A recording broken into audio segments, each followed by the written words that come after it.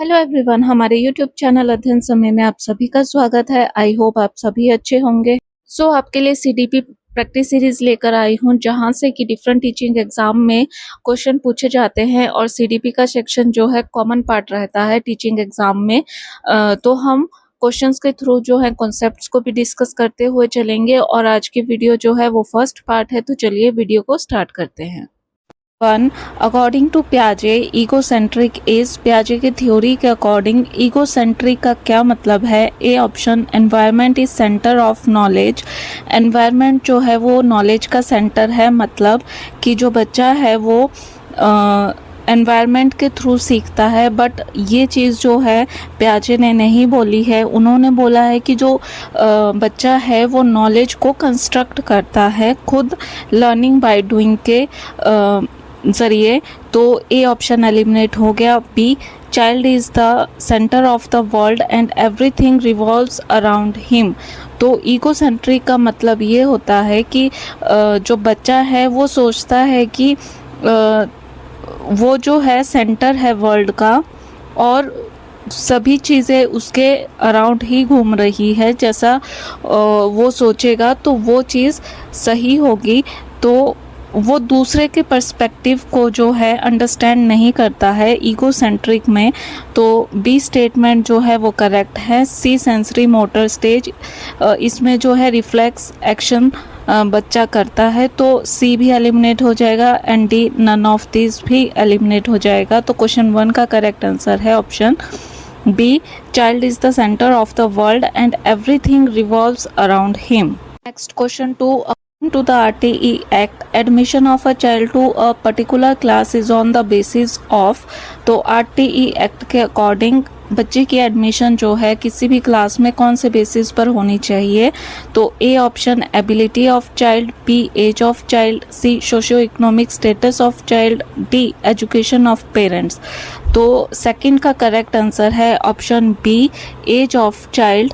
तो RTE act क्या बोलता है कि बच्चे की एडमिशन जो है वो अकॉर्डिंग टू एज होनी चाहिए। Next question 3, according to Jean पियाजे theory of cognitive development, at which stage do most children understand conservation, seriation and categorisation. तो कौन से स्टेज पे इन तीनों कॉन्सेप्ट्स को बच्चा जो है ज़्यादा अंडरस्टैंड करना स्टार्ट करता है? तो सबसे पहले कंजर्वेशन का क्या मतलब होता है? जब बच्चे में एबिलिटी डिवॉल्व हो जाती है कि वो जो है ये चीज़ अंडरस्टैंड कर लेता है कि अगर आउटर अपीयरेंस को चेंज कर दिया जाए तो उसके अंदर जो क्वांटिटी डाली होगी तो वो सेम ही रहेगी।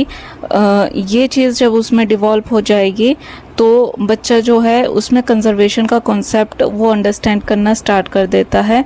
सीरिएशन का मतलब है कि बच्चा जब ऑब्जेक्ट्स को अरेंज करना स्टार्ट कर देता है सीक्वेंस में on the basis of colour, on the basis of length, तो उस स्पेस पर जो है जब वो सीक्वेंस में चीज़ों को अरेंज करना स्टार्ट कर देता है तो सीरिएशन का कॉन्सेप्ट डिवॉल्व हो जाता है बच्चे में। और कैटेगराइजेशन का मतलब है जब बच्चे के सामने डिफरेंट ऑब्जेक्ट्स रख दिए जाए और बच्चा जो है कैपेबल हो कि वो ऑब्जेक्ट्स को जो है क्लासीफाई कर पाता है कॉमन प्रॉपर्टीज़ के बेसिस पर, तो उसको बोला जाता है कैटेगराइजेशन। तो ए ऑप्शन है सेंसरी मोटर स्टेज। तो सेंसरी मोटर स्टेज में तो बच्चा सेंसेस के थ्रू जो है आउटर वर्ल्ड को अंडरस्टैंड करता है, तो ए एलिमिनेट हो गया। प्री ऑपरेशनल स्टेज में जो है उसमें ये अभी डिवॉल्व नहीं हुए होते तीनों ही कॉन्सेप्ट, तो बी भी एलिमिनेट हो गया। सी है कॉन्क्रीट ऑपरेशनल स्टेज। तो सी जो है थर्ड क्वेश्चन का करेक्ट ऑप्शन होगा। एंड फॉर्मल ऑपरेशनल स्टेज में जैसे आप जानते हो कि एब्स्ट्रैक्ट थिंकिंग जो है वो डिवॉल्व हो जाती है, तो करेक्ट ऑप्शन है option C, concrete operational stage. Question है, a problem solving procedure in which prescribed step by step method should be followed /n। तो प्रॉब्लम सॉल्विंग प्रोसीजर में जिसमें कि स्टेप बाय स्टेप मेथड को फॉलो किया जाता है, तो जो स्टेप बाय स्टेप मेथड होते हैं उनको क्या बोला जाता है? A analogy, B heuristic, C trial and error and option D algorithm. तो हीरोस्टिक मेथड और ट्रायल एंड एरर मेथड जो है एलिमिनेट हो जाएगा, क्योंकि यहाँ पर आपसे मेथड नहीं पूछा है, स्टेप बाय स्टेप जो फॉलो किया जाता है, यानी कि जो स्टेप्स फॉलो किए जाते हैं उनको क्या बोला जाता है। तो इसका करेक्ट आंसर है ऑप्शन डी, एल्गोरिथम। एल्गोरिथम में जो है वेल डिफाइंड इंस्ट्रक्शन को फॉलो किया जाता है किसी स्पेसिफिक प्रॉब्लम को सॉल्व करने के लिए। तो करेक्ट आंसर है ऑप्शन डी। और उन जो स्टेप होते हैं उन स्टेप्स को बोला जाता है algorithm. Question 5. According to Jean Piaget, the process of continually fitting the experiences into our existing schemas is called. तो जीन पियाजे के अकॉर्डिंग उस प्रोसेस को क्या बोला जाता है जिसमें जो है कंटिन्यूली जो है एग्जिस्टिंग स्कीमा में न्यू स्कीमास को फिट किया जाता है। तो उस प्रोसेस को क्या बोला गया है? A assimilation, B accommodation, C categorisation and option D conceptualisation. तो इसका करेक्ट आंसर है ऑप्शन ए असेमिलेशन। असेमिलेशन में आप जो है न्यू स्कीमास को फिट करते हो और एकोमोडेशन में जो है स्कीमा में क्या करते हो? मॉडिफिकेशन करते हो। तो करेक्ट आंसर है option A assimilation. Next question, which of the following theories gives significant consideration to discussion and debates in the process of learning? तो चारों ऑप्शन में से कौन सी थ्योरी में जो है कंसिडरेशन दी गई है डिस्कशन और डिबेट्स को लर्निंग प्रोसेस में? A B F Skinner's theory of behaviourism, B Lawrence Kohlberg's theory of moral development, C Lev Vygotsky sociocultural theory and option D Sigmund Freud's theory of psychoanalysis. तो सबसे पहले तो discussion and debates का यहाँ पर आप क्या समझ सकते हो? जो डिस्कशन और डिबेट से आपको क्या क्लू मिल रहा है कि इसमें जो है बच्चा जो है वो सोशल इंटरेक्शन करेगा, और सोशल इंटरेक्शन जो है की बात जो है कौन से साइकोलॉजिस्ट ने की है? वो है लेव वाइगोस्की। तो इसका करेक्ट आंसर हो जाएगा option C Lev Vygotsky sociocultural theory, जिसमें कि इन्होंने फोकस जो किया है वो सोशल इंटरेक्शन पर किया है और बोला है कि बच्चा जो है वो सोशल इंटरेक्शन के थ्रू जो है उसकी डेवलपमेंट होती है। तो करेक्ट आंसर है option C. Next Question 7. Assessment is purposeful if A option it induces fear and stress among the students. जब स्टूडेंट्स के बीच जो है फियर और स्ट्रेस की फीलिंग को इंड्यूस किया जाए तब असेसमेंट को पर्पसफुल माना जाएगा। तो ए ऑप्शन एलिमिनेट हो गया क्योंकि फियर और स्ट्रेस जो है वो नेगेटिव वर्ड हैं। B it serves as a feedback for the students as well as the teachers. जब असेसमेंट जो है वो फीडबैक सर्व करेगी स्टूडेंट के साथ साथ टीचर्स को भी, तब असेसमेंट पर्पसफुल होगा। तो ये करेक्ट स्टेटमेंट है। C it is done only once at the end of the year. इसका मतलब ये सबमिटिव असेसमेंट की बात कर रहा है। तो आपको सिर्फ एक ही बार असेसमेंट करना जो है वो पर्पसफुल नहीं होगा, क्योंकि उससे जो है वीकनेस आपको स्टूडेंट्स की पता नहीं चलेगी, इंटरेस्ट पता नहीं चलेंगे, स्ट्रेंथ क्या है स्टूडेंट की वो पता नहीं चलेगी। तो सी भी एलिमिनेट हो जाएगा। And D option comparative evaluations are made to differentiate between the students achievement. जहाँ पे कंपैरेटिव इवैल्यूएशन की बात की जा रही है, यानी कि अब स्टूडेंट के बीच जो है कंपैरिजन करेंगे उनके अचीवमेंट्स के बीच में, तो ये चीज़ जो है वो नेगेटिव होगी। जहाँ पे कंपैरिजन की बात आएगी वो चीज़ नेगेटिव होगी।